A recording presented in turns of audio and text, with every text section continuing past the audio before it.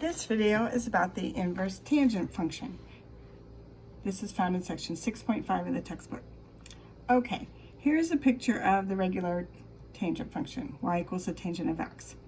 All right, so if you look at this, you can see this is a function, but it's not a one-to-one function. So we will do the same thing we did with sine. We're going to restrict the domain so that it is a one-to-one function. We're going to do it in a similar way. We're going to restrict it from negative pi over 2 to positive pi over 2. So it'll be just that much of the graph.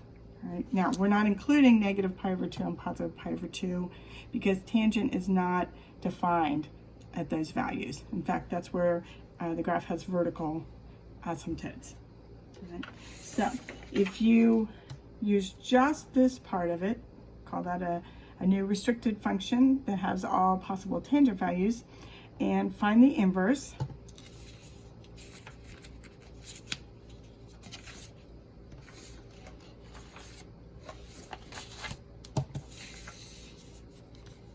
This is what the graph will look like. All right.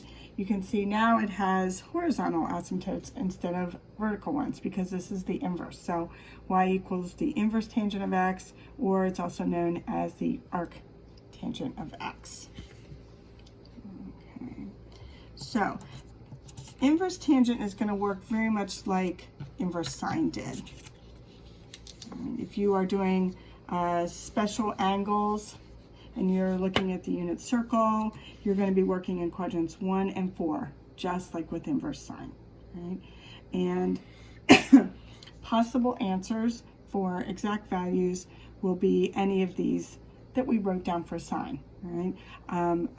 We don't have pi over 2 or 90 degrees or negative pi over 2 or negative 90 degrees since tangent is not defined there. So those are missing. So when you're working out an inverse tangent question with the exact values and special angles, these are the only possible answers. All right. So for example, if we are doing the inverse tangent of root 3 over 3, right, you're trying to figure out what angle has a tangent value of root 3 over 3. That happens at pi over 6. The tangent at that angle is root 3 over 3. So in radians, the answer would be pi over 6. In degrees, it would be 30 degrees. If you're doing the inverse tangent of negative 1, okay, you have to think about what angle has a tangent that's equal to negative 1. That happens down here at negative pi over 4. All right. In degrees, that would be negative 45 degrees. Okay. If you remember, we discussed tangent values, that there was a pattern. If you start at 0, the tangent of 0 is 0. If you move up, they grow larger. At pi over 6, it's root 3 over 3. At pi over 4, it's 1. At pi over 3, it's the square root of 3. At the very top, it was undefined. Okay. If you keep going, as we often did, over into the second quadrant, then the value is repeated, but in a negative way.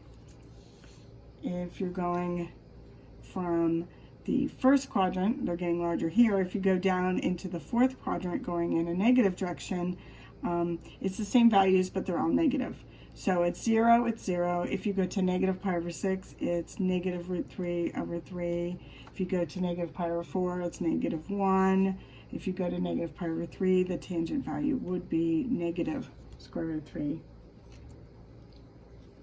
Okay, so back over to these questions. If you have to do the arc tangent of the negative square root of 3, that is going to equal negative pi over 3, or negative 60 degrees. All right. If you want to know the arc tangent of 0, what angle has a tangent of 0, that would either be 0 radians or 0 degrees.